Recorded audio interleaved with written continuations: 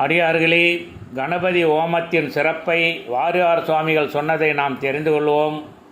ஒரு வண்டி ஓடுவதற்கு அச்சாணி எவ்வளவு முக்கியமோ அதுபோல நம் வாழ்க்கை பயணம் நல்ல விதமாக இருக்க கணபதி ஹோமம் அச்சாணி போன்றது என்று சொல்லியுள்ளார். இந்த கணபதி ஹோமம் விடியற்காலையில் பிரம்ம முகூர்த்தத்தில் செய்ய வேண்டும். கணபதி ஹோமத்தில் பல மூலிகை பொருட்களை கொண்டு ஹோமம் செய்கின்றோம்.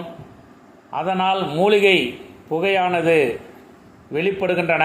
அந்த மூலிகை புகையை நாம் சுவாசித்தால் நமது நாடி நரம்புகள் எல்லாம் தூய்மைப்படுத்தப்பட்டு உடலில் இருக்கின்ற வியாதிகள் நீக்கப்படுகின்றன.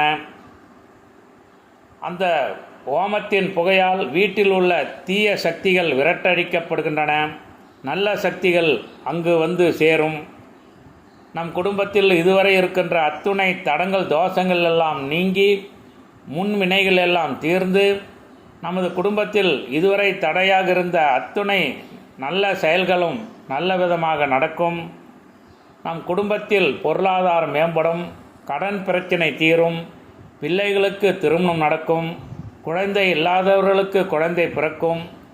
ஆக குடும்பத்தில் என்னென்ன குறைகள் உள்ளதோ கணபதி ஹோமம் செய்வதால் அத்துணை தடங்கள் நீங்கி அத்துணை நல்லது நடக்கும் என்பது வாரியார் சுவாமிகள் சொன்ன இந்த கருத்தை அடியேன் இங்கே பதிவு செய்திருக்கின்றேன். நமக்கு தெரிந்தால் நாமே கணபதி ஹோமம் செய்யலாம். தெரியவில்லை என்றால் ஒரு பிராமணரை வைத்து செய்யலாம், அல்லது சிவனடியாரை வைத்து தமிழ் முறைப்படி கூட கணபதி ஹோமம் செய்யலாம். ஆக வருடத்திற்கு ஒரு முறையாவது நம் குடும்பத்தில் கணபதி ஹோமம் செய்து அனைத்து செல்வங்களையும் பெற்று நலமாக வாழ்வோம். இந்த நல்ல தகவலை அனைவருக்கும் சொல்லுங்கள். அனைவரும் அவரவர் இல்லத்தில் கணபதி பூஜை செய்து அவர்களும் நலமாக வாழட்டும். திருச்சிற்றம்பலம் தில்லையம்பலம், திருச்சிற்றம்பலம் தில்லையம்பலம்.